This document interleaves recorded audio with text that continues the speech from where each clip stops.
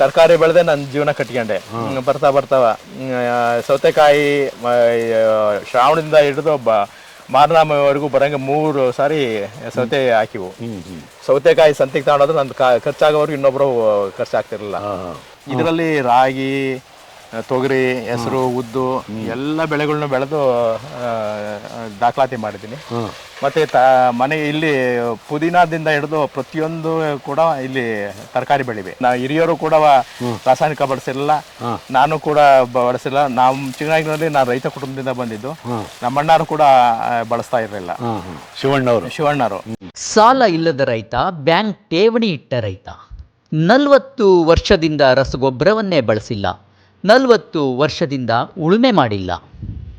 ಗೂಬೆ ಸಾಕಿದ್ದಾರೆ ಈ ರೈತ. 30 ವರ್ಷ ಹಳೆಯದಾದ ಬಾಳೆಯ ಕೊಳೆ ಬೆಳೆ ತೆಗೆಯುವ ರೈತ. 5.5 ಎಕರೆ ಜಮೀನಿನಲ್ಲಿ ವರ್ಷಕ್ಕೆ 14 ಲಕ್ಷ ನಿವ್ವಳ ಆದಾಯ. ಕಡಿಮೆ ಖರ್ಚು, ಆದಾಯ ಹೆಚ್ಚು. ಸರಳ ನೆಮ್ಮದಿಯ ಜೀವನ ನಡೆಸುವ ಈ ರೈತ ಸಾವಯವ ಕೃಷಿಕ ಸಂತೇಶಿವರ ಬಸವರಾಜು. ಅವರ ತೋಟದಲ್ಲಿ 240 ತೆಂಗು, 900 ಅಡಿಕೆ ಹಾಗೂ ಒಂದಷ್ಟು ಗುಂಪು ಬಾಳೆ ಹಾಗೂ ಹಲವಾರು ಜಾತಿಯ ಮರಗಳು ಇವೆ. ಇರುವ 5 ಎಕರೆ 31 ಗುಂಟೆ ಜಮೀನಿನಲ್ಲಿ ವಾರ್ಷಿಕ ಸರಿಸುಮಾರು 14 ಲಕ್ಷ ರೂಪಾಯಿ ಆದಾಯ ಗಳಿಸುತ್ತಿರುವ ಈ ರೈತ ರಾಜ್ಯ ಹಾಗೂ ದೇಶದ ಮಧ್ಯಮ ವರ್ಗದ ರೈತರುಗಳಿಗೆ ಆದರ್ಶರಾಗಿದ್ದಾರೆ. ಚನ್ನರಾಯಪಟ್ಟಣದಿಂದ 25 ಕಿಲೋಮೀಟರ್ ನುಗ್ಗೇಹಳ್ಳಿ ಮಾರ್ಗವಾಗಿ ತಿಪಟೂರು ರಸ್ತೆಯಲ್ಲಿ ಹೋದರೆ ಸಂತೇಶಿವರ ಗ್ರಾಮದ ಪ್ರವೇಶದಲ್ಲಿಯೇ ಈ ಸುಸ್ಥಿರ ತೋಟ ಸಿಗುತ್ತದೆ. ಅಷ್ಟೇನೂ ಮಳೆ ಬೀಳದ ಪ್ರದೇಶದಲ್ಲಿರುವ ಸಂತೇಶಿವರ ಬಸವರಾಜು ಅವರ ತೋಟ ತೆಂಗು, ಅಡಿಕೆ, ಬಾಳೆ, ವೀಳ್ಯದೆಲೆಗಳಿಂದಾಗಿ ಇಡೀ ತೋಟ FD SB ಕರೆಂಟ್ ಅಕೌಂಟ್ ಇದ್ದಂಗೆ ಆಗಿ ನಿರಂತರ ಹಾಗೂ ಸುಸ್ಥಿರತೆಯನ್ನು ತಂದುಕೊಟ್ಟಿದೆ. ಇವರ ತೋಟದಲ್ಲಿ 240 ತೆಂಗಿನ ಮರಗಳಿವೆ. ಒಂದು ಮರಕ್ಕೆ ಕನಿಷ್ಠ 100 ಕಾಯಿಯಂತೆ 240 ಮರಗಳಿಂದ ಈ ವರ್ಷ 30,000 ಕಾಯಿ ಸಿಕ್ಕಿವೆ. ಪ್ರತಿ 1,000 ತೆಂಗಿನಕಾಯಿಗಳಿಗೆ 170 ಕೆಜಿಯಷ್ಟು ಕೊಬ್ಬರಿ ಇಳುವರಿ ಬರುತ್ತದೆ. ಈ ವರ್ಷ ಒಟ್ಟು 30,000 ತೆಂಗಿನ ಕಾಯಿಗಳಿಂದ ಒಟ್ಟು 50 ಕ್ವಿಂಟಾಲ್ ಕೊಬ್ಬರಿ ಬಂದಿದ್ದು 7 ಲಕ್ಷ ರೂಪಾಯಿ ನಿವ್ವಳ ಆದಾಯ ಹಾಗೂ 900 ಅಡಿಕೆ ಮರಗಳಿಂದ ಸಿಗುವ ಸುಮಾರು 10 ಟನ್ ಅಂದರೆ 10,000 ಕೆಜಿ ಹಸಿ ಅಡಿಕೆಯಿಂದ 6 ಲಕ್ಷ ರೂಪಾಯಿ ಹಾಗೂ 4 ಕ್ವಿಂಟಾಲ್ ಬಾಳೆಯಿಂದ ಸಿಗುವ 2 ಲಕ್ಷ ರು. ಹೀಗೆ ವಾರ್ಷಿಕವಾಗಿ ಒಟ್ಟು 14ರಿಂದ 15 ಲಕ್ಷ ರೂಪಾಯಿಗಳ ಆದಾಯದ ನಿರೀಕ್ಷೆಯಲ್ಲಿ ಬಸವರಾಜು ಅವರು ಇದ್ದಾರೆ. ಮುಖ್ಯವಾಗಿ ಸರಳ ಜೀವನ ನಡೆಸುತ್ತಾ ನೆಮ್ಮದಿಯನ್ನು ಕಂಡುಕೊಂಡಿದ್ದಾರೆ. ನಮ್ಮ ಸಂತೇಶಿವರ ಬಸವರಾಜು ಅವರು ನಮ್ಮ ರೈತರಿಗೆ ಭಾಳ ದೊಡ್ಡ ಮಾದರಿ. ಈಗ ರಾಜ್ಯದಲ್ಲಿ ಅನೇಕರು ಪ್ರಯೋಗ ಮಾಡಿದ್ದಾರೆ. ರಾಜ್ಯ ಇರ್ಬೋದು, ದೇಶದ ಬೇರೆ ಬೇರೆ ಭಾಗಗಳಲ್ಲೂ ಕೂಡ ಸಾವಯವ ಕೃಷಿ, ಸಹಜ ಕೃಷಿ, ಶೂನ್ಯ ಬಂಡವಾಳದ ಕೃಷಿ, ಈ ಥರದ್ದೆಲ್ಲ ಸಾಕಷ್ಟು ಪ್ರಯೋಗಗಳನ್ನು ಮಾಡ್ತಿದ್ದಾರೆ. ಇವರು ಒಬ್ಬ ಚಿಕ್ಕ ಹಿಡುವಳಿದಾರ. ಅಂದರೆ ಇವರು ಒಟ್ಟು 6 ಎಕರೆ, ಅದರಲ್ಲಿ 5 ಎಕರೆ 30 ಗುಂಟೆ 31 ಗುಂಟೆನಲ್ಲಿ ಅವರು ತೋಟ ಇರುವಂಥದ್ದು. ತುಂಬ ವಿಶೇಷವಾದಂಥ ಒಬ್ಬ ರೈತ ಇವರು. ಇವರು ಉಳುಮೆಯನ್ನು ನಿಲ್ಲಿಸಿ 30 ವರ್ಷದ ಮೇಲಾಗಿದೆ. ಬಾಳೆಯನ್ನು ಹಾಕಿ 30 ವರ್ಷದ ಮೇಲಾಗಿದೆ. ಭೂಮಿಗೆ ಒಂದು ದಟ್ಟ ಹೊದಿಕೆಯನ್ನು ಕೊಟ್ಕೊಬರ್ತಾರೆ. ಇತ್ತೀಚೆಗೆ ಅಡಿಕೆಯನ್ನು ಬಿಟ್ಟು ಸ್ವಲ್ಪ ಕುರಿ ಗೊಬ್ಬರ ಹಾಕೋದು ಬಿಟ್ಟರೆ ಯಾವ ದನದ ಗೊಬ್ಬರ ಆಗಲಿ ಬೇರೆ ಯಾವುದನ್ನು ಹಾಕಲ್ಲ. ಯಾದಗಳ ಕಾಟವನ್ನು ತಡೆಗಟ್ಟಲಿಕ್ಕೆ ಅವರು ಗೂಬೆಗಳನ್ನು ಸಾಕಿದ್ದಾರೆ. ಭಾಳ ವಿಶೇಷ ಅವರು. ಬಹುಶಃ ರಾಜ್ಯದಲ್ಲಿ ಗೂಬೆ ಸಾಕ್ತಿರುವಂಥ ರೈತ ಯಾರಿಲ್ಲ ಅಂತ ಕಾಣುತ್ತೆ. ಅದು ವಿಚಾರ ಗೊತ್ತಿದ್ರೂ ಕೂಡ ಎಷ್ಟು ಜನ ಸಾಕಿದಾರೋ ಇಲ್ಲೋ ಗೊತ್ತಿಲ್ಲ. ಆ ಥರ ಅನೇಕ ವಿಶೇಷಗಳಲ್ಲಿ ಇರೋ ಥರ ಇದ್ದಾವೆ. ಅವ್ರಿಗೆ ನಾವು ವಿಶ್ವಪಥ ನಮ್ಮ ಒಂದು ಚಾನಲ್ ಪರವಾಗಿ ಹೃದಯ ತುಂಬಿದ ಸ್ವಾಗತವನ್ನು ಕೋರ್ತೀವಿ. ಬಸವರಾಜ್, ನಮಸ್ಕಾರ.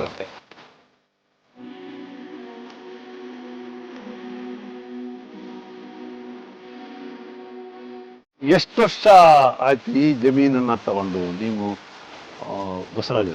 ನಾನು 80ರಲ್ಲಿ ಕೃಷಿ ಪ್ರಾರಂಭ ಮಾಡಿದೆ. ಹಾಂ. ನಾನು ಬಂದಾಗ ಕೇವಲ 49 ಗಿಡ ತೆಂಗಿನ ಗಿಡ ಇತ್ತು. ನೀವು ಮೂಲತಃ ಚಿಕ್ಕನಾಯಕನಹಳ್ಳಿ ಮೂಲತಃ ಚಿಕ್ಕನಾಯಕನಹಳ್ಳಿ, ಇದು ಅಕ್ಕನ ಮನೆ ಇದು. ಇಲ್ಲಿಗೆ 80ರಲ್ಲಿ ಬಂದಾಗ ಕೇವಲ 49 ತೆಂಗಿನ ಗಿಡ ಇದ್ದು. ಬರ್ತಾ ಇತ್ತು, ಅವು ಫಸಲು ಬಿಡ್ತಾ ಇತ್ತು. ನನ್ನ ನಿಮ್ಮ ಮದುವೆ ಅಕ್ಕನ ತೋಟ. ಅಕ್ಕನ ತೋಟ. ಅದು ಮದುವೆ ಸಾಲಕ್ಕೆ 5 ವರ್ಷ ಕಾಯಿ ಗುತ್ತಿ ಆಗಿತ್ತು. ಇದು ಪೂರ್ತಿ ಇನ್ನೆಲ್ಲ ಉಳಿದಿದ್ದೆಲ್ಲ ಹೊಲ. ಇದರಲ್ಲಿ ರಾಗಿ, ತೊಗರಿ, ಹೆಸರು, ಉದ್ದು ಎಲ್ಲ ಬೆಳೆಗಳನ್ನ ಬೆಳೆದು ದಾಖಲಾತಿ ಮಾಡಿದ್ದೀನಿ. ಮತ್ತೆ ಮನೆ ಇಲ್ಲಿ ಪುದೀನಾದಿಂದ ಹಿಡಿದು ಪ್ರತಿಯೊಂದು ಕೂಡ ಇಲ್ಲಿ ತರಕಾರಿ ಬೆಳಿವೆ. ಆಗೆಲ್ಲ ನೀವು ರಾಸಾಯನಿಕ ಬಳಸ್ತಿದ್ರಿ? ಇಲ್ಲ, ನಮ್ಮ ಮುಂದೆ ಹಿರಿಯರು ಕೂಡ ರಾಸಾಯನಿಕ ಬಳಸಿರಲಿಲ್ಲ, ನಾನು ಕೂಡ ಬಳಸಿಲ್ಲ. ನಾವು ಚಿಕ್ಕನಾಗಿನಲ್ಲಿ ನಾನು ರೈತ ಕುಟುಂಬದಿಂದ ಬಂದಿದ್ದು. ನಮ್ಮ ಅಣ್ಣಾರು ಕೂಡ ಬಳಸ್ತಾ ಇರಲಿಲ್ಲ. ಶಿವಣ್ಣವರು ಬಹಳ ಖುಷಿ ಆಯ್ತು ಇಲ್ಲಿ ಬಂದ್ಮೇಲೆ. ವ್ಯವಸಾಯ ಮಾಡಕ್ ಪ್ರಾರಂಭ ಮಾಡಿದೆ. ತೆರೆದ ಬಾವಿ ಇತ್ತು, ಅದರಲ್ಲಿ 5-6 ಅಡಿ ನೀರು ಬರೋದು. ಅದನ್ನೇ ಒಂದು ಗುಂಡಿ ಬಿಟ್ಕೊಂಡು ತರಕಾರಿ ಎಲ್ಲ ಬೆಳಿವೆ. ಆಗ ಇದು ತೆರೆದ ಬಾವಿ. ಅವಾಗೆಲ್ಲ ಕೊಳವೆ ಬಾವಿಗಳು ಇರಲಿಲ್ಲ. ಹಾಗಾಗಿ ತರಕಾರಿ ಬೆಳೆದೆ ನನ್ನ ಜೀವನ ಕಟ್ಕೊಂಡೆ. ಬರ್ತಾವ ಸೌತೆಕಾಯಿ ಶ್ರಾವಣದಿಂದ ಹಿಡಿದು ಮಾರ್ನಾಮವರೆಗೂ ಬರಂಗೆ 3 ಸಾರಿ ಸೌತೆ ಹಾಕಿವು. ಸೌತೆಕಾಯಿ ಸಂತಿಗೆ ತಗೊಂಡೋದ್ರೆ ನಂದು ಖರ್ಚಾಗೋವರೆಗೂ ಇನ್ನೊಬ್ರು ಖರ್ಚಾಗ್ತಿರ್ಲಿಲ್ಲ. ಆ ರೀತಿ ಅವರು ರೂಪಾಯಿ ಹೇಳಿ 50 ಪೈಸೆ ಕೊಟ್ಟರು 50 ಪೈಸೆ ಇಸ್ಕೊಂಡು ಸುಮ್ಮನಾಗಿವೆ. ಗಿರಾಕಿ ಚೆನ್ನಾಗಿ ಕಚ್ಕೊಂಡಿದ್ರು. ನಂದು ಆಗೋವರೆಗೂ ಖಾಲಿ ಆಗ್ತಿಲ್ಲ. ತರಕಾರಿ ಇಲ್ಲೇ ಖಾಲಿ ಆಗೋದು. ಟೊಮೊಟೊ ಆಗ್ಬೋದು, ಬದನೆಕಾಯಿ ಆಗ್ಬೋದು, ಇಲ್ಲೇ ತೋಟಕ್ಕೆ ಬಂದು ಅವರೇ ಕೊಯ್ದು ತೂಕ ಮಾಡಿ ಏಕೆಂತ ತಗೊಂಡೋಗೋರು. ಸಾಂಬಾರ, ಇದು ಸೊಪ್ಪು, ಪ್ರತಿಯೊಂದು ಎಲ್ಲ ಬೆಳಿವೆ. ಹೀಗಾಗಿ ನಾನು ಅಷ್ಟೊಂದಾಗಿ ಮಾರ್ಕೆಟ್ ಹುಡುಕೊಂಡು ಹೋಗ್ತಿರ್ಲಿಲ್ಲ. ಇಲ್ಲೇ ಎಲ್ಲ ಖರ್ಚಾಗೋದು. ಮತ್ತೆ ನನಗೆ ಇಲ್ಲಿ ಏನೋ ಒಂಥರ ಖುಷಿ ಆಗೋದು ವ್ಯವಸಾಯ ಮಾಡೋದಕ್ಕೆ. ಇದು ರಾಗಿ ಆಗ್ಬೋದು, ತೊಗರಿ ಆಗ್ಬೋದು. ತೊಗರಿನೂ ಇದು ವೀರೇಶ್ ವೈಸ್ ಚಾನ್ಸಲರ್ ಇದ್ರು. ಅವರು ವೀರೇಶ್ ಅಂತ ಬಹಳ ನಮ್ ಜಿಲ್ಲೆಯವರು, ನಮ್ ಜಿಲ್ಲೆಯವರು ಸಕಲೇಶ್ಪುರದವರು. ಹೌದು. ಹಾಗಾಗಿ ಅವರು ಬಹಳ ಖುಷಿ ಪಟ್ರು. ಆ ತೊಗರಿ ಗಿಡದಲ್ಲಿ ಕಾಯಿ ಕಾಣದೆ ಹೊರತು ಎಲೆ ಕಾಣ್ತಿರಲಿಲ್ಲ. ಮತ್ತೆ ನಾನು ಅನೇಕ ರೈತರಿಗೆ ಹೇಳ್ತೀನಿ, ವಿಜ್ಞಾನಿಗಳಿಗೆ ಹೇಳ್ತೀನಿ, 60ನೇ ದಿವಸ ಕುಂಟೆ ಅಂತರ್ ಬೇಸಾಯ ಮಾಡ್ತೀವಿ. 45-50ನೇ ದಿವಸದಲ್ಲಿ ಕುಂಟೆ ಹೊಡೆದಾಗ ಸಬ್ಸಿಗೆ ಬೀಜ ಚೆಲ್ಲಿಬಿಟ್ಟು ಬಿಟ್ಬಿಡಿ. ಆ ಸಬ್ಸಿಗೆ ಬೀಜದ ಹೂವು ಮತ್ತೆ ತೊಗರಿ ಹೂವು ಒಂದೇ ಸರಿ ಬರುತ್ತೆ. ಅವಾಗ ಕೀಟಗಳು ಬಾಧೆ ಇರಲ್ಲ ಅಂತ. ತೊಗರಿ ಮಧ್ಯದಲ್ಲಿ ಕೆಳಗಡೆ 40 ಮತ್ತೆ 60 ದಿವಸದಲ್ಲಿ ತಲೆ ಕಟ್ ಮಾಡಿವು. ಅದು ಸಾಕಷ್ಟು ರೊಂಬೆ ಬರೋದು. ಒಳ್ಳೆ ಕೆಳಗಡೆ ಗ್ರೀನ್ ಹೌಸ್ ಇದ್ದಂಗಿರೋದು. ಆ ನೆರಳಲ್ಲಿ ಸಬ್ಸಿಗೆ ಒಂದು ಮಳ ಉದ್ದ ಬೆಳೆಯೋದು. ಮತ್ತೆ ಆ ಹೂವು ಮತ್ತೆ ತೊಗರಿ ಹೂವು ಒಂದೇ ಸರಿ ಬರೋದ್ರಿಂದ ಕೀಟಗಳು ಇರ್ತಿರಲಿಲ್ಲ. ತೊಗರಿ ಹಾಕಿ 45 ದಿವಸದ ನಂತರ ಸಬ್ಸಿಗೆ ಸೊಪ್ಪು ಹಾಕ್ಬೇಕು. ಮತ್ತೆ ಇದು ಒಂದ್ಸರಿ ಇದು ಹಸು ಕರು ಹಾಕಿತ್ತು. ಸಣ್ಣ ಕರುನ್ನೇ ಹೊಡ್ಕೊಂಡು ಬಂದು ಇಲ್ಲಿ ಕಟ್ಟಾಕ್ತೆ. ಅದು ಕುಣ್ಕೊಂಡು ಓಡಾಡ್ಕೊಂಡು ಹೆಸರು ಗಿಡ ಒಂದು ಮಡಿನಲ್ಲಿ ತಲೆ ಎಲ್ಲ ಜಿಗಿಟ್ಟಿತ್ತು. ಮತ್ತೆ ಅದು ನನಗೇನ ಅದು ನಾನು ಗಮನಕ್ಕೆ ಬರಲಿಲ್ಲ. ಮತ್ತೆ ಕರ ತಾಂಡ ಕಟ್ಟಾಕ್ದೆ. ಮತ್ತೆ ನಮಗೆ ದೊಡ್ಡನ್ಮಯ್ಯ ಅಂತವ ಇಲ್ಲಿ ಕೆವಿಕೆನಲ್ಲಿ ಇದ್ರು. ಬಹಳ ಅವರು ವಿಜ್ಞಾನಿ ಅಂತಂದ್ರೆ ನಾನು ಅಂತ ವಿಜ್ಞಾನಿ ಇಲ್ಲಿವರೆಗೂ ನೋಡಿಲ್ಲ. ತೀರೋಗ್ಬಿಟ್ರು. ಬಹಳ ಅವ್ರು ಕ್ಯಾನ್ಸರ್ ಆಗಿ ಪಾಪ ಹೋಗ್ಬಿಟ್ರು. ಅವರು ನನ್ನ ಕೆವಿಕೆನಲ್ಲಿ ಸಲಹಾ ಸಮಿತಿ ಸದಸ್ಯನಾಗಿ ತಾಂಡಿದ್ರು. ಅವಾಗ ವೀರೇಶ್ವರವರೇ ಇದ್ರು. ಈ ಸರಿ ಏನಾರು ನೀವು ನಷ್ಟ ಆಗ್ಬಿಟ್ರೆ ಎಕ್ಚಿ ಒಳಗೆ ಬೀಗದಷ್ಟು ಎಷ್ಟು ಬಂದ್ಬಿಟ್ರಿ ಅಂತ ಮೀಟಿಂಗ್ ಅಲ್ಲಿ ಒಂದ್ಸರಿ ಹೇಳಿ ದೊಡ್ಡನ್ಮಯ್ಯನವರಿಗೆ. ಆ 3 ವರ್ಷಕ್ಕೆ ಡೆಲ್ಲಿ ಅನುದಾನ ಪರಿಷತ್ತಿಂದ ಅವಾರ್ಡ್ ಬಂತು. ಆ ಮಟ್ಟಕ್ಕೆ ಅವರು ಕೆಲಸ ಮಾಡಿರು. ಆ ಆಳುಗಳೇ ಬಾಳೆಗೊನೆ ಕದ್ದು ಉಯ್ಕೊಂಡವರು. ಅವ್ರು ರಾತ್ರಿ ಹೊತ್ತು ನೆಲಮಂಗಲ ಅವ್ರದ್ದು ಊರು ನೇಟಿವ್. ಅಲ್ಲಿಗೆ ಹೋಗಿ ಬರ್ತೀನಿ ಅಂತಂದು ಹೋಗರಂಗ್ ಹೋಗ್ಬಿಟ್ಟು ಬಂದು ಬಾಳೆ ಒಳಗೆ ಕೂತ್ಕೊಂಡರು. ಆ ಕೆಲ್ಸಕ್ಕೆ ಬರೋ ಆಳುಗಳೇ ಬಾಳೆಗೊನೆ ಉಯ್ತಿದ್ರು, ಅದನ್ನೆಲ್ಲ ಇಟ್ಟಿದ್ರು. ಹಿಂಗಾಗಿ ಅವರು ಬಹಳ ನಿಷ್ಠಾವಂತ ಅಧಿಕಾರಿ ಅಂತಂದ್ರೆ ನಾನು ಇನ್ನು ಯಾರು ಇಲ್ಲಿವರೆಗೂ ನಾನು ನೋಡಿಲ್ಲ. ಅವ್ರು ಬಂದಾಗ ಅವರು ಮತ್ತೆ ವೀರೇಶ್ ಇಬ್ರು ಬಂದ್ರು. ಅವಾಗ ಒಂದು ಮಡಿನಲ್ಲಿ ಒಂದು 4-5 ಮೀಟರ್ ಆಗಲಿಕ್ಕೆ ಆ ಕರು ಎಲ್ಲೆಲ್ಲಿ ಕುಡಿ ಜಿಗಿಟ್ಟಿತ್ತು ಅಲ್ಲಿ ಹೆಜ್ಜೆ ಕಟ್ಟಂಗೆ ಹೆಸರು ಕಾಳಿತ್ತು. ಹೆಸರದು. ಮತ್ತೆ ಉಳಿದಂತೆ ಗಿಡಗಳು ಅಷ್ಟೊಂದು ಕಾಯಿ ಕಚ್ಚಿರಲಿಲ್ಲ. ಅದಕ್ಕೆ ಅವರು ದೊಡ್ಡನ್ಮಯ್ಯನವರೇ ಇದೇನು ಹಿಂಗಿದೆಯಲ್ಲ ಅಂತಂದು ಅವರೇ ನೋಡಿರು. ಅವಾಗ ಸರ್ ಇಲ್ಲಿ ಕರು ಮೇಲೆ ತಲೆ ತಿಂದಿತ್ತು. ಈ ದೊಡ್ಡ ದನಗಳಾದ್ರೆ ಕಿತ್ತಾಕ್ಬಿಡವು. ಅದು ಸಣ್ಣ ಕರು ನೋಡ್ರಿ, ಇದು ಕುಡಿ ಮಾತ್ರ ಜಿಗಿಡ್ತಂಗೆ ಇದು ಜಿಗಿಟ್ಟು ತುಂಡು ಮಾಡಿ ತಿಂದಿತ್ತು. ಅಷ್ಟು ಗೆಜ್ಜೆಗಟ್ಟಂಗಿತ್ತು. ಅಲ್ಲಿಗೆ ನಾವು ಪ್ರೂನಿಂಗ್ ಮಾಡಿದ್ರೆ ಕಾಯಿನ ಸಂಖ್ಯೆ, ಹೂವಿನ ಸಂಖ್ಯೆ ಮತ್ತೆ ಕಾಯಿ ಜಾಸ್ತಿ ಆಗುತ್ತೆ ಅನ್ನೋದು ಅದೊಂದು ಅನುಭವ ಆಯ್ತು. ಆವಾಗ ವೀರೇಶ್ವರವರು ನೋಡಿ ಇಂಥವೆಲ್ಲ ಅಚಾನಕ್ ಆಗಿ ಆಗ್ಬಿಡ್ತಾವ, ನೀನು ಇದೆಲ್ಲ ದಾಖಲಾತಿ ಮಾಡ್ಬೇಕು ಅಂತಂದ್ರು. ಹಿಂಗೆ ಉಳುಮೆ ಮಾಡುವಾಗ ಒಂದು ತಾಮ್ರದ ತಂತಿ ಸಿಕ್ತು, ಅಲ್ಲೇ ನಿಂಬೆ ಗಿಡ ಇತ್ತು, ನಿಂಬೆ ಗಿಡ ಸುತ್ತಿಬಿಟ್ಟು ನಾನು ಉಳುಮೆ ಮಾಡಿದೆ. ಅದು ಹೆಚ್ಚಿಗೆ ಒಂದು 5-6 ವರ್ಷ ಆದ್ರೂ ಹೂ ಬಿಟ್ಟಿರಲಿಲ್ಲ. ಮತ್ತೊಂದು 3-4 ತಿಂಗಳಿಗೆ ಹೂ ಆಯ್ತು. ತಂದು ಆ ತಂತಿ ಹತ್ಕೋಬೇಕಾದಾಗ ಅಲ್ಲಿಗೆ ಹೋಗೋದಕ್ಕೆ ತಂತಿ ಒಳಗಡೆ ಸೇರ್ಕೊಂಡ್ಬಿಟ್ಟಿತ್ತು, ಮೇಲ್ಗಡೆ ಎಲ್ಲ ತೊಗಟೆ ಬೆಳ್ಕೊಂಡ್ಬಿಟ್ಟಿತ್ತು. ಓಹೋ, ಈ ತಾಮ್ರದ ಆಕ್ಸೈಡ್ ಆಗಿ ಪರಿವರ್ತನೆ ಆಗುತ್ತೆ, ಅದು ಪ್ರಚೋದನೆ ಮಾಡುತ್ತೆ ಅಂತ ಅನುಭವ. ಈ ತರ ಚುಟುಕುಗಳನ್ನ ಹಿತ್ತಲ ಗಿಡ ಪತ್ರಿಕೆಗೆ ಬರ್ದಾಕಿವಿ. ಪ್ರಕಾಶ್ ಕಮ್ಮಡಿಯವರು ನಾನು ಪೋಸ್ಟ್ ಕಾರ್ಡ್ನಲ್ಲಾಗಲಿ ಇನ್ಲ್ಯಾಂಡ್ ಲೆಟರ್ನಲ್ಲಾಗಲಿ ಬರ್ದಾಕಿರೋ ಅದನ್ನೆಲ್ಲ ಹಿತ್ತಲ ಗಿಡ ಪತ್ರಿಕೆ ಹಾಕೋರು. ಮತ್ತೆ ಗುಜರಾತ್ನಲ್ಲಿ NIF ಸಂಸ್ಥೆ ಇದೆ, ಆ ಸಂಸ್ಥೆಗೆ ಎಲ್ಲ ಕಳ್ಸೋರು. ಅವರು ಎಲ್ಲಾ ರಾಜ್ಯದ ಆಯಾ ಭಾಷೆನಲ್ಲೆಲ್ಲವ ಅದು ತರ್ಜುಮೆ ಮಾಡಿ ಹಾಕೋರು. ನನಗೆ 2000 ಇಸ್ವಿನಲ್ಲಿ ಅಲ್ಲಿ ಸೃಷ್ಟಿ ಪ್ರಶಸ್ತಿ ಕೊಟ್ಟರು. ಅದಕ್ಕಿಂತ ಮುಂಚೆಲಿ 98ರಲ್ಲಿ ಲಕ್ಷ್ಮಣಯ್ಯರ್ ಆಗಿ L3 ಹಾಕಿದ್ದೆ. ಅದು L3 ಅಷ್ಟು ತೆನೆ, ಒಂದು ಗೇಣುದ್ದ ತೆನೆ ಇರೋದು, ಅಷ್ಟು ನನಗೆ 4.5 ಅಡಿ ಬರೋದು ಅದ್ರೊಳಗಡೆ ಹೋದ್ರೆ. ಅವ್ರು ಬಂದೇಟಿಗೆ ಅವರು ಒಂದು ಅಲ್ಯೂಮಿನಿಯಂ ತಟ್ಟೆ ಹಿಂಗೆ ಎಸ್ತೆ, ಹಂಗೆ ಹೋಗಿ ಕೂತ್ಕಂತು. ನಮ್ಮ ಅಣ್ಣಾರು ಹೇಳರು, ಹಿಂಗೆ ತಟ್ಟೆ ಎಸ್ಬಿಟ್ರೆ ಕೆಳಗೆ ಬೆಳಕಾದ, ಹಂಗೆ ಕೂತ್ಕೋಬೇಕು, ಹಂಗೆ ಬೆಳಿಬೇಕು, ರಾಗಿ ತೆಂಡೆ ಬರಂಗೆ ಅಂತ ಹೇಳರು. 16 ವರ್ಷಗಳಿಂದಲೂ ತೋಟದಲ್ಲಿ ಉಳುಮೆಯನ್ನೇ ಮಾಡಿಲ್ಲ. ಆದರೂ ತೋಟದ ಮಣ್ಣು ಮೃದುವಾಗಿದ್ದು ಫಲವತ್ತತೆಯಿಂದ ಕೂಡಿದೆ. ದಶಕಗಳ ಕಾಲದಿಂದಲೂ ಇವರ ತೋಟದಲ್ಲಿ ರಾಸಾಯನಿಕ ಗೊಬ್ಬರಗಳನ್ನಾಗಲಿ ಕೀಟನಾಶಕಗಳನ್ನಾಗಲಿ ಬಳಸಿಲ್ಲ. ಸಹಜ ಸಾವಯವ ಕೃಷಿ ನಡೆಸುತ್ತಾ ಇಡೀ ರಾಜ್ಯದಲ್ಲಿ ಮಾದರಿ ರೈತರಾಗಿದ್ದಾರೆ. ದಿನನಿತ್ಯ ಇವರ ತೋಟಕ್ಕೆ ರಾಜ್ಯದ ವಿವಿಧ ಭಾಗಗಳಿಂದ ಜನ ಬಂದು ಮಾಹಿತಿ ಪಡೆಯುತ್ತಾರೆ. ಕೃಷಿ ವಿಜ್ಞಾನಿಗಳೂ ಸಹ ಸಂತೆ ಶಿವರ ಬಸವರಾಜು ಅವರ ತೋಟಕ್ಕೆ ಭೇಟಿ ನೀಡಿ ಮಾಹಿತಿ ಸಂಗ್ರಹಿಸಿದ್ದಾರೆ. BSc ಪದವೀಧರರಾದ ಇವರು ಕೃಷಿ ಎಂದರೆ ಭೂಮಿ ತಾಯಿ ಸೇವೆ ಎಂದೇ ಭಾವಿಸಿರುವ ಇವರು ಚಿಕ್ಕಂದಿನಿಂದಲೂ ಕೃಷಿಯನ್ನು ತಮ್ಮ ಕುಟುಂಬದ ಹಿರಿಯರಿಂದ ಅಣ್ಣ ಶಿವಣ್ಣ ಅವರಿಂದಲೇ ಸಾಕಷ್ಟು ಕಲಿಯುತ್ತಾ ಬಂದವರು. ಈ ರೈತ ವಿಜ್ಞಾನಿ ಬಸವರಾಜು ಅವರು ನಿಖರವಾದ ಮಾಹಿತಿ ಜೊತೆಗೆ ಹಲವು ಸಮಸ್ಯೆಗಳಿಗೆ ಪರಿಹಾರ ಒದಗಿಸುವ ನಿಜವಾದ ರೈತ ವಿಜ್ಞಾನಿ ಆಗಿದ್ದಾರೆ. ಇವರ ತೋಟದಲ್ಲಿ ಗೂಬೆಗಳನ್ನು ಸಾಕಿದ್ದಾರೆ. ಜೀವ ವೈವಿಧ್ಯದಿಂದಲೇ ತೋಟ ನಿರ್ವಹಣೆ ಮಾಡುತ್ತಿರುವ ಇವರ ತೋಟವನ್ನು ನಮ್ಮ ರೈತರು ನೋಡಲೇಬೇಕಾಗಿದೆ. ನೀವು 80 ಇಸ್ವಿನಲ್ಲಿ ಇಲ್ಲಿ ಬಂದ್ರಿ. ಬಂದುವಾಗ 50 ತೆಂಗಿನ ಮರ ಇದ್ವಾ? 47 ಸರ್. 47 ತೆಂಗಿನ ಮರ ಇದ್ದು. ಓಕೆ, ಅಲ್ಲಿಂದ ಹೇಗೆ ತೋಟಗಾರಿಕೆ ಕಡೆಗೆ ಹೇಗೆ ಬಂದ್ರಿ? ನನಗೆ ಒಂದು ಅವ್ರದ್ದು ಕಾಯಿ ಕಿತ್ತಿದ್ದೆಲ್ಲ ಕಿತ್ಕೊಂಡು ಅವ್ರದ್ದು ಸಾಲ ತೀರಿದಾದ್ಮೇಲೆ ನನಗೆ 47 ಗಿಡ ನನಗೆ ಕಾಯಿ ಕೀಳೋದಕ್ಕೆ ನಿಮ್ಮ ಅಕ್ಕವರ ಸಾಲ? ಸಾಲ ಭಾವ ಇದ್ರಾಗ? ಇದ್ರು, ಅವರು ಇದ್ರು. ಅವರು ಒಳ್ಳೆ ವ್ಯವಸಾಯಗಾರರು. ತದನಂತರ ನಾನು ಪೂರ್ತಿ ತೋಟ ಮಾಡಬೇಕು ಅನ್ನೋ ಒಂದು ಉದ್ದೇಶದ ಮೇಲೆ ತೆಂಗಿನ ಗಿಡ ಕಟ್ಟಿದೆ. ಆ ತೆಂಗಿನ ಗಿಡದ ಒಳಗಡೆ ರಾಗಿ ಎಲ್ಲ ಪ್ರತಿಯೊಂದು ವಾರ್ಷಿಕ ಬೆಳೆಗಳನ್ನೆಲ್ಲ ಬೆಳೀತಾ ಬಂದೆ. ಎತ್ತು ಗಾಡಿ ಎಲ್ಲ ಮೊದಲು ಏನೂ ಇರಲಿಲ್ಲ. ಎತ್ತು ಗಾಡಿ ಎಲ್ಲ ರೂಢಿಸ್ಕೊಂಡು ಉಳುಮೆ ಅಂತಂದ್ರೆ ಒಂದು ಅಲ್ಲಿ ಚುಚ್ಕೋಬೇಕು, ಒಂದು ಕಡ್ಡಿ ಹುಡುಕ್ಬೇಕು. ಚುಚ್ಕೋಬೇಕು ಅಂದ್ರೆ ಹುಡುಕ್ಬೇಕಾಯ್ತು. ಹಂಗೆ ಕ್ಲೀನಾಗಿ ಇಟ್ಟಿರಿ ತೋಟ. ಅವಾಗೆಲ್ಲ ಮಳೆ ಆಶ್ರಯದಲ್ಲಿ ಇದ್ರಿಂದ ನಮ್ಮ ಅಣ್ಣಾರು 7 ಉಕ್ಕೆ ಹೊಡೆದ್ರೆ ಆ ಧೂಳು ಹೋಗಿ ತೆಂಗಿನ ಸುಳಿಗೆ ಕೂತ್ಕೊಂಡ್ರೆ ಹೇಳ್ದಂಗೆ ಪೈರಾಗುತ್ತೆ ಅಂತ ಒಂದು ಗಾದೆ ಹೇಳರು. ಯಾಕೆಂದ್ರೆ ಈಗ ಮೇಲ್ಗಡೆ ಮಣ್ಣು ಸಣ್ಣ ಮಣ್ಣಿ ಬಿದ್ರೆ ಕೆಳಗಡೆ ತೇವಾಂಶ ಆರಲ್ಲ ಅಂತ. ಯಾಕೆಂದ್ರೆ ಈಗೆಲ್ಲ 360 ನೀರಿನ ಅನುಕೂಲ ಇದೆ, ಈಗಿನ ಆ ಸಮಸ್ಯೆ ಇಲ್ಲ. ಆ ಮಳೆ ಆಶ್ರಯದಲ್ಲಿ ಇದ್ದಿದ್ರಿಂದ ಅವ್ರು ಇದು ಮಾಡೋರು. ಮತ್ತೆ ಅಷ್ಟು ಸಾರಿ ಉಕ್ಕೆ ಹೊಡೆದು 3-4 ಸಾರಿ ಕೊನೆಗೆ ದೊಡ್ಡ ಕುಂಟೆ ಹೊಡ್ಸೋರು ಧೂಳಾಗ್ಲಿಂತವ. ಆವಾಗ ತೇವಾಂಶ ಕೆಳಗಡೆಯಲ್ಲಿ ಸೂರ್ಯನ ಶಾಖ ಒಳಗಡೆ ಹೋಗ್ತಿರಲಿಲ್ಲ, ಆವಿಯಾಗಕ್ಕೆ ಅವಕಾಶ ಆಗ್ತಿರಲಿಲ್ಲ. ಅದರಿಂದ ತೇವಾಂಶ ಇರೋದು, ತೆಂಗಿನ ಗಿಡನೂ ಚೆನ್ನಾಗಿ ಪೈರಾಗೋದು ಮಳೆ ಆಶ್ರಯದಲ್ಲಿ ಇದ್ರೂ ಕೂಡ. ಆ ಒಂದು ನಿಟ್ಟಿನಲ್ಲಿ ನಾನು ಮಾಡ್ತಾ ಇದ್ದೆ. ನನಗೆ 2 ಹೆಣ್ಣು ಮಕ್ಕಳು ಇದ್ರಿಂದ ಇದನ್ನ ತೋಟ ಮುಂದೆ ನಾನೇನೋ ಮಾಡ್ತೀನಿ, ತೋಟ ಕಟ್ಟಿಬಿಡ್ತೀನಿ, ಮುಂದೆ ನಿರ್ವಹಣೆ ಮಾಡೋದು ಹೇಗೆ ಅಂತ ಒಂದ್ಸರಿ ನನಗೆ ಹುಷಾರ್ ತಪ್ಪಿದಾಗ. ಎಷ್ಟು ತೆಂಗಿನ ಮರ ಹಾಕಿದ್ರಿ ಅವಾಗ? ಉಳಿದ ಜಾಗಕ್ಕೆಲ್ಲ ಪೂರ್ತಿ ಹಾಕಿದೆ. ಅವಾಗ ಒಟ್ಟು 240 ಗಿಡ ಆಯ್ತು ಒಟ್ಟು. ಇದು ಹಳೆ ಗಿಡನೂ ಸೇರಿ. ಈಗ ಅದರಲ್ಲಿ ಒಂದು 40 ಗಿಡ ಕೊಯ್ದಾಗದಲ್ಲಿ ಸಣ್ಣ ಸಸಿ ಇದಾವೆ, ಅಲ್ಲಲ್ಲಿ ಹೋಗಿರೋ ಅಂತ ಮರಗಳ ಜಾಗದಲ್ಲಿ. ಇನ್ನ ಒಟ್ಟು ಈಗ ತೆಂಗಿನಕಾಯಿ ಬೆಳವು 220. ಆ ರೀತಿ ಆದಾಗ ಯೋಚನೆ ಮಾಡ್ತಾ ಮಾಡ್ತಾ ಅವಾಗ ಕೊಟ್ಟಿಗೆ ಇರಲಿಲ್ಲ ಮೊದಲು.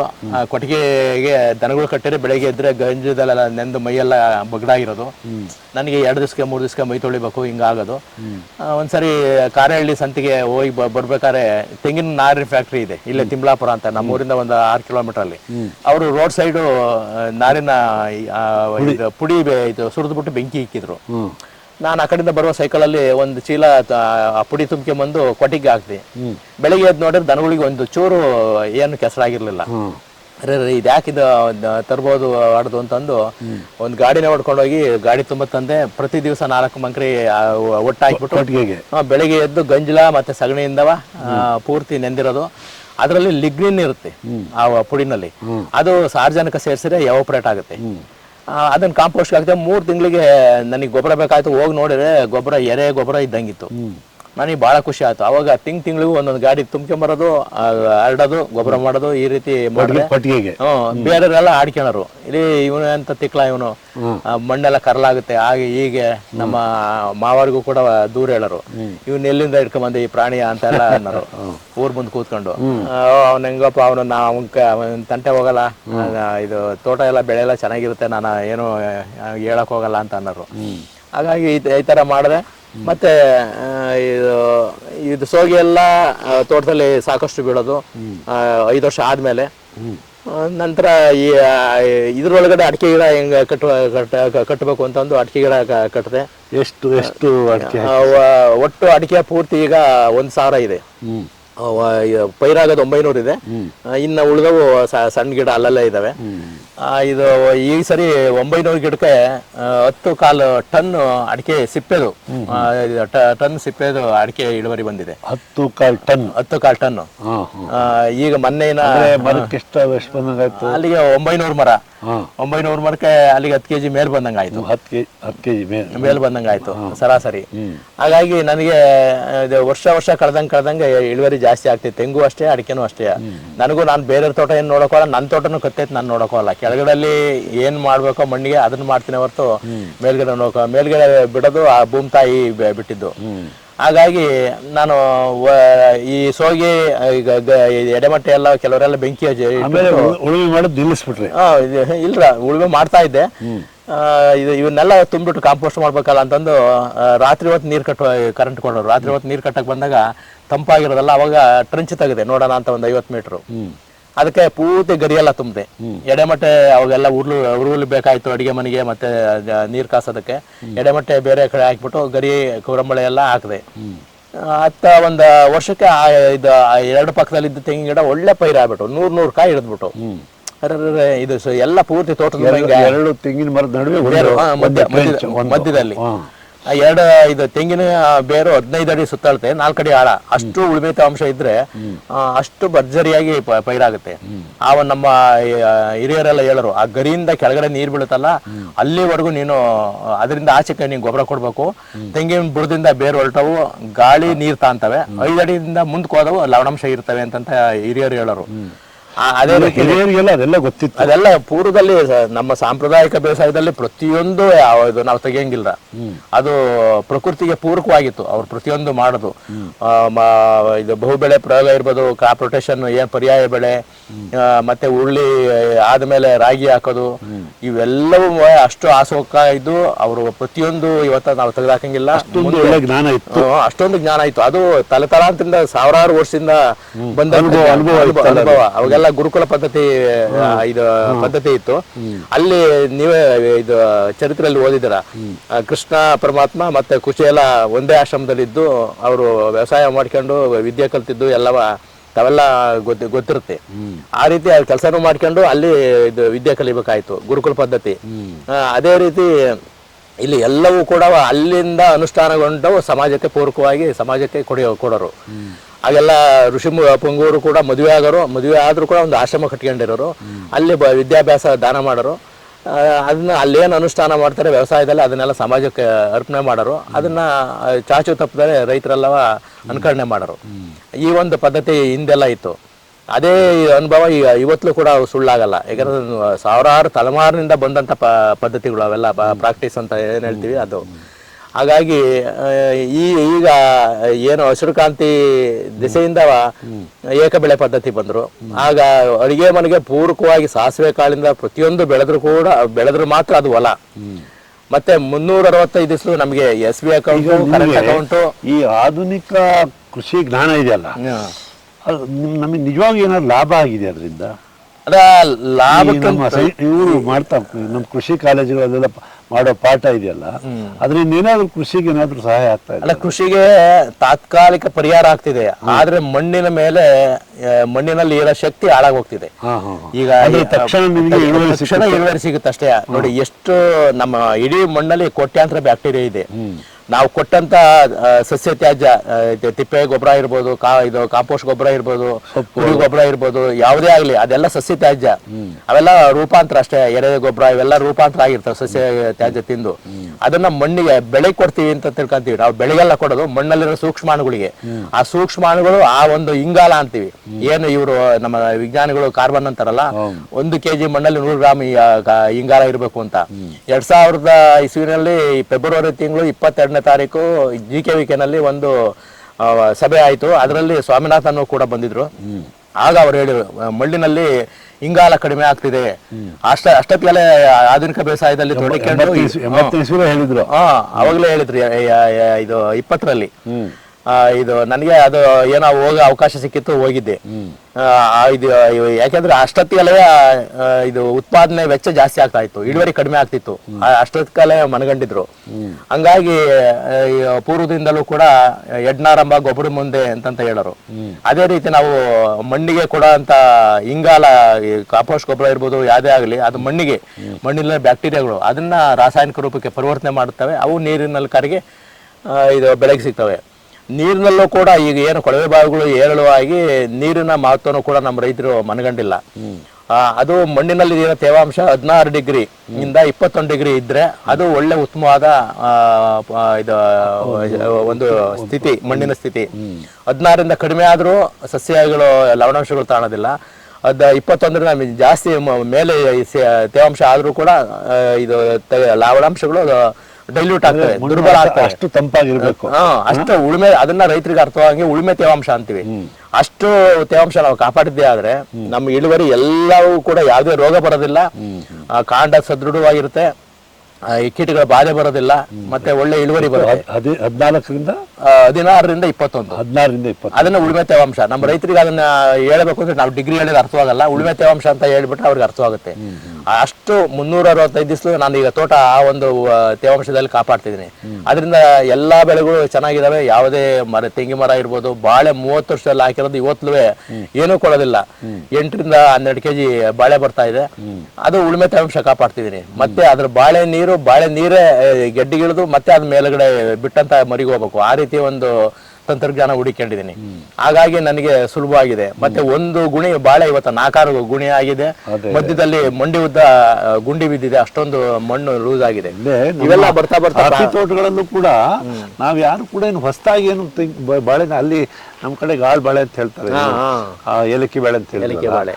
ಅದನ್ನ ನಾವು ಇಷ್ಟು ಗಾತ್ರ ಇವುಗಳು ಬರ್ತಾ ಇತ್ತು ಮರ, ಇದು ಅದು ಹಂಗೆ ಪಕ್ಕಕ್ಕೊಂದು ಇದು ಹೋಗ್ತಾ ಇರುತ್ತೆ. ಹೌದು, ಹೋಗ್ತಾ ಇರುತ್ತೆ ಹೊರತು ಹೊಸದಾಗಿ ಏನು ಹಾಕ್ತಿರ್ಲಿಲ್ಲ ನಾವು. ಏನಿಲ್ಲ, ಇದು ಪೂರ್ವದಿಂದಲೂ ಬಂದಂತದ್ದು. ನಾವು ಮನಗಂಡಿರಲ್ಲ ಅಷ್ಟೇ. ನಾವು ಏನೇ ಆದ್ರೂ ಕೊನೆವರೆಗೂ ನಾವು ವ್ಯವಸಾಯ ಮಾಡಿದ್ರು ಕೂಡ ನಾವು ಪರಿಪೂರ್ಣರಾಗಕ್ಕಾಗಲ್ಲ. ನಾವು ಸಂಘಟನೆಯಾಗಿ 4-6 ಜನ ಸೇರ್ಕೊಂಡು ಒಂದೇ ಮನಸ್ಸು ಸ್ಥಿತಿ ಇರೋರು, ನಾವು ಚರ್ಚೆ ಮಾಡ್ತಾ ಹೋದ್ರೆ ಅವರಲ್ಲಿ ಬೇರೆ ಬೇರೆ ಇರ್ತಾರ, ಬೇರೆ ಬೇರೆ ಜ್ಞಾನಗಳೆಲ್ಲ ನಮಗೆ ಬರ್ತವೆ. ಈ ರೀತಿ ನಾನು ತೋಟ ಮಾಡಕ್ ಶುರುವಾದೆ. ಅಡಿಕೆ ಗಿಡ ಕಟ್ಟಿದೆ, ಮತ್ತೆ ಬಾಳೆ, ಅದ್ರ ಮಧ್ಯದಲ್ಲಿ ಬಾಳೆನೂ ಇಟ್ಟೆ.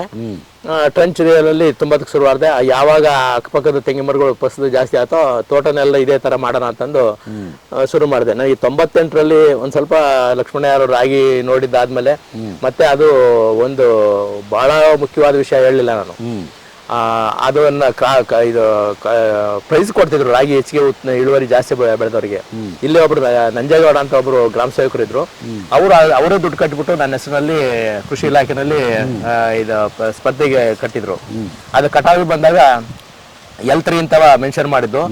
ಆ ವಿಜ್ಞಾನಿ ಬಂದವರು ಇದನ್ನ ರಿಜೆಕ್ಟ್ ಮಾಡಕ್ ಮನ್ಸಿಲ್ದಲೇ ಎಲ್ಲ ಮಾಡಿರು, 3ನ 8 ಮಾಡಿರು, ಇಂಡ್ ಆಫ್ 8 ಅಂತವ. ಯಾಕೆಂದ್ರೆ L3 ಇನ್ನೂ ಸರ್ಕಾರಕ್ಕೆ ಸೇರಿರ್ಲಿಲ್ಲ, ಅದು ಅದಕ್ಕೆ ಅವಕಾಶ ಇರಲಿಲ್ಲ, ಅಷ್ಟು ಆ ತರ ಬೆಳೆ ಇತ್ತು ಇದು. ಹಾಗಾಗಿ ನನಗೆ ಅವಾಗಲಿಂದಲೂ ಇಲಾಖೆನವ್ರ ಪರಿಚಯ ಶುರುವಾಯಿತು. ಅವರು ಎರೆ ತೊಟ್ಟಿ ಕಟ್ಸು, ತಿಪ್ಪೆಗೆ ಕಲ್ಲು ಕೊಡ್ತೀವಿ, ತಿಪ್ಪೆ ಮಾಡು ಅಂತ ಏನೇನೋ ಹೇಳರು. ನಾನೇನೋ ಮಾಡ್ಬಿಡ್ತೀನಿ, ಆದ್ರೆ ಮುಂದೆ ನಿರ್ವಹಣೆ ಮಾಡ್ರೆ ಹೆಂಗೆ ಅಂತ ಒಂದು ನಿಟ್ಟಿನಲ್ಲಿ ನಾನು ಇಲಾಖೆ ಒಂದು ಇದಕ್ಕೆ ನಾನು ಹೋಗ್ತಾ ಇರಲಿಲ್ಲ. ಈ ತರ ಟ್ರಂಚ್ ತೆಗೆದೆ, ಅನುಕೂಲ ಆಯ್ತು. ಮತ್ತೆ ಪ್ರತಿ ಹಿಂಗೆ ಒಟ್ಟಾರೆ 2.5 ವರ್ಷ ಆಯ್ತು ಇಡೀ 6 ಎಕರೆಲ್ಲೂ ಟ್ರಂಚ್ ತೆಗಿಯೋದು. ಅವಾಗ JCP ಇರ್ಲಿಲ್ಲ, ನಾನೇ ತೆಗಿವೆ, ನಾನೇ ತುಂಬಿವೆ. ಯಾಕಂದ್ರೆ ತೆಗೆದಾದ್ಮೇಲೆ ತುಂಬಬೇಕು. ಎಷ್ಟು ಆಳ? ಇದು 3 ಅಡಿ ಆಳ, 2 ಅಡಿ ಆಗಲ್ಲ, 2 ಅಡಿನೇ ತೆಗಿತೀವಿ. ಅಷ್ಟು ತೆಗೆದು ಎಲ್ಲ ಇದು ಮಾಡಿದೆ. ಎಲ್ಲಾ ಬದುಗಳದ್ದು ಈ ತೆಂಗಿನ 2 ಸಾಲ ಮಧ್ಯೆ ತೆಗೆದೆ. ಇದು ತದನಂತರ ಎರೆ ತೊಟ್ಟಿಗಳು ಸಾವಯವ ಗ್ರಾಮಗಳಿಗೆ ಹೋದ್ರೆ ಎರೆ ತೊಟ್ಟಿ ಇವತ್ತು ಆಳ್ ಬಿದ್ದಿದ್ದಾವೆ. ತಿಪ್ಪೆಗಳು ಕಲ್ನೆಟ್ಟಿರೋವೆಲ್ಲ ಆಳ್ ಬಿದ್ದಿದ್ದಾವೆ. ಎರೆಹುಳು ಸಾಕಿ ತಂದು ಹಾಕಂತ ಅವಶ್ಯಕತೆ ಏನಿಲ್ಲ. ಇಲ್ಲ, ಯಾವಾಗ ಇದು ಆಮೇಲೆ ಬಯೋಡೈಜೆಸ್ಟರ್ 40,000 ಕೊಡ್ತಾರೆ ಅಂತ ಮಾಡಿರು, ಅದನ್ನು ಆಳ್ಬಿಟ್ಟವ್ರೆ. ಈಗ ನಂದು ಈ ಟ್ರಂಚ್ ಏನಾಯ್ತು, ಮೊದಲು ಹೆಚ್ಚಾಗಿದ್ ನೀರು ಬಸಿಯ ಕಾಲುವೆ ಆಯ್ತು, ಎರೆ ತೊಟ್ಟಿ ಆಯ್ತು, ತಿಪ್ಪೆ ಆಯ್ತು, ಬಯೋಡೈಜೆಸ್ಟರ್ ಆಯ್ತು. ನೋಡಿ, 4 ಒಂದ್ ಕಲ್ಲಲ್ಲಿ 2 ಮಾವಿನಕಾಯಿ ಇದು ಕೆಡಬೇಕು ಅಂತ ಚಾಣಕ್ಯ ಹೇಳನು. ಆದ್ರೆ ನಾವು ಒಂದ್ ಕಲ್ಲಲ್ಲಿ 4 ತಂತ್ರಜ್ಞಾನ ಹುಡುಕೊಂಡು ಇದು ನನಗೆ ಪೂರಕವಾಯ್ತು. ಬಹಳ ತೋಟ ಎಲ್ಲ ಬರ್ತಾ ಎಲ್ಲ ಟ್ರಂಚ್ ತೆಗಿ ಇದ್ ಕಡೆ ಎಲ್ಲ ಚೆನ್ನಾಗಾಯ್ತು. ಬಾಳೆನೂ ಅಷ್ಟೇ, ಬಾಳೆ ಇದಕ್ಕೆ ಎಲ್ಲ 2 ಬೆಳಿಗ್ಗೆ 3 ಬೆಳಿಗ್ಗೆ ಕಿತ್ತಾಕರು. ನಾನು ಒಂದ್ಸರಿ ಏನಿದ್ದು ನೀರು ಕೊಡೋದು ಟ್ರೆಂಚಲ್ಲಿ ಬಿಡೋದಷ್ಟೇ. ಇಲ್ಲ, ಟ್ರಂಚಿ ಬಿಡಲ್ಲ, ಟ್ರಂಚಿ ಮಳೆ ನೀರ್ ಅಷ್ಟೇ. ಅದಕ್ಕೆ ಬಿಟ್ಬಿಟ್ರೆ ಅಲ್ಲಿರೋ ಇದು ಗೊಬ್ಬರದ ಅಂಶ ಎಲ್ಲ ಕೆಳಗೆ ಬಸ್ತೋಗ್ಬಿಡುತ್ತೆ, ಅದಕ್ಕೆ ನೀರ್ ಬಿಡ್ತಿರ್ಲಿಲ್ಲ. ಅದು ತೆಂಗಿನ ಮರಗಳಿಗೆ ಅವಾಗ ನೀರು ಬಾರಿ ಕಡಿಮೆ ಇತ್ತು. ಒಂದು ಕೊಳವೆ ಬಾವಿ ತೋರಿಸಿದೆ, ಬಾವಿನಲ್ಲಿ ಬರೋ ನೀರು ನಿಂತೋಯ್ತು. ಅದಕ್ಕೆ 2 ಬೋರ್ ಹಾಕಿಸ್ದೆ, ಅದು ನಿಂತೋಯ್ತು. ನಂತರ ಕೊನೆಯಲ್ಲಿ ಒಂದು ಬೋರ್ ಹಾಕಿಸ್ದೆ, ಆ ಬೋರಲ್ಲಿ 1.5 ಇಂಚು ನೀರು ಬಂತು. ಅದನ್ನ 90 ಆಸ್ಪಾಸು 2000 ಇಸ್ವಿನಲ್ಲಿ ಅಂತ ಕಾಣುತ್ತೆ. ಇದು ಹನಿ ನೀರಾವರಿ ಮಾಡಿದೆ ಮರ್ಮರ್ಕೋ ಹಂಗೆ. ಇದು ಹಾಗಾಗಿ ಡ್ರಿಪ್ ಇರಿಗೇಷನ್ ಮಾಡಿದೆ. ಇದು ನಂತರ ನನಗೆ ಇದು ಮರಗಳೆಲ್ಲ ಚೆನ್ನಾಗಿ ಆದು ತಾತ್ಕಾಲಿಕವಾಗಿ. ಆದ್ರೆ ರಸ ಸೋರೋದು ಇವೆಲ್ಲ ಶುರುವಾಯ್ತು. ನೀರು ಒಂದೇ ಕಡೆ ಬೀಳುತ್ತೆ. ಮತ್ತೆ ಅದರ ಬೆಳೆ ವ್ಯಾಪ್ತಿ ಇದು 15 ಅಡಿ ತೇವಾಂಶ ಇರ್ತಿರ್ಲಿಲ್ಲ. ನನಗೆ ಏನು ಒಂದು ತೆರೆದ ಬಾವಿ ಇತ್ತಲ್ಲ, ಆ ಬಾವಿನಲ್ಲಿ ಮಾನವ ಬ್ಲಾಕ್ ಮೋಟರ್ ಇತ್ತು, ಅದು 10 ಅಡಿ ಆಳದಲ್ಲಿತ್ತು. ಅಲ್ಲಿ ಗ್ರೀಸು ಬತ್ತಿ ಹಾಕೋದಕ್ಕೆ ಕೆಳಕಿರಿದಾಗ ಅಲ್ಲಿ ತೆಂಗಿನ ಬೇರಿದ್ದು. ಕರೆಂಟ್ ಮನೆ ಪಕ್ಕದಲ್ಲಿ ನೆಟ್ಟಾಗಿಂದಲೂ ಅದು ಕುಳಿಮೆ ಇರಲಿಲ್ಲ. ಅದು ಭರ್ಜರಿ 150 ಕಾಯಿ ಯಾವಾಗಲೂ ಇರೋದು. ಇವತ್ತು ಹಂಗೆ ಇದೆ ಮರ. ಭೂಮಿ ಕೆಳಗಡೆಗೆ ಸೊಡ್ಲ ಮಾಡಿದ್ರೆ ಬೇರೆ ಆಳವಾಗಿ ಹೋಗ್ತವೆ, ಇಳುವರಿ ಜಾಸ್ತಿ ಬರುತ್ತೆ ಅನ್ನೋದು ತಂತ್ರಜ್ಞಾನದ ಮೇಲೆ ನಾನು ಈ ಟ್ರಂಚ್ ಕೂಡ ತೆಗೆದೆ.